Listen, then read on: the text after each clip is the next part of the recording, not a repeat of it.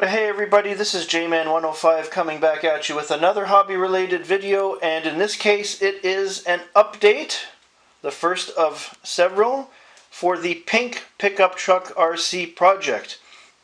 Now if you're not aware, I am customizing and kind of building an RC crawler for my wife. I picked up that red Bronco off of Facebook Marketplace recently via a proxy.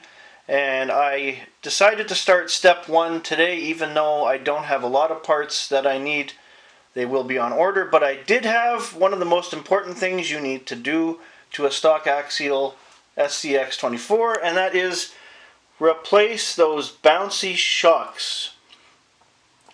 Now, when I bought this truck, you might have seen in a previous video, it does a lot of bouncing, and I wasn't used to that because for the past 2.5–3 years, I have two other SCX24s that are customized, and one of the first things I did was put shocks on them to make them less bouncy. So I definitely had to do that as the first step here. So basically, I bought a set of shocks off Amazon, and my wife actually put them together because she's way better at stuff like that than me. And the sidebar comment, I did not know they would arrive in pieces, because the last bunch of shocks I bought were already assembled. But anyways, she built the shocks and I got them out today of the spare part bin, and I also dusted off the 5-star wheels, which are going to be going on this truck.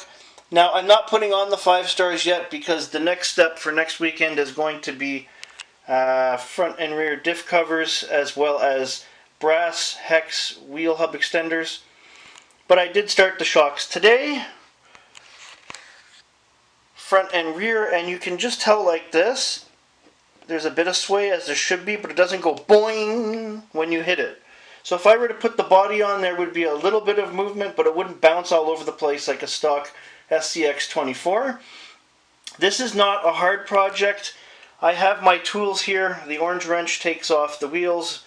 The red wrench, or driver in this case, is my 0.5 for most of the hex nuts on the vehicle. And I do have a 0.5 Allen key just in case things get tough. There are 2 bolts on every shock. The stock shocks have the bolts built in, so everything comes out in one piece.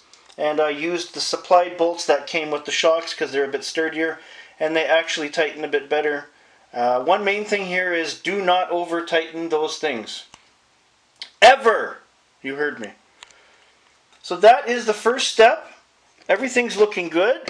I'm going to be keeping the truck on this stand. I will be ordering today more parts that will come in over the course of the week that I mentioned earlier, and I will be installing those next weekend, so I'll have another update video with more stuff installed. That's all for today. If you have any questions about these kinds of things or replacing parts, just put them in the comments and I will answer them for you. Thanks for watching, everybody. Don't forget to like, share, and subscribe. And for more hobby and RC related content, please join us at the Hobby Lounge on Discord. Ooh.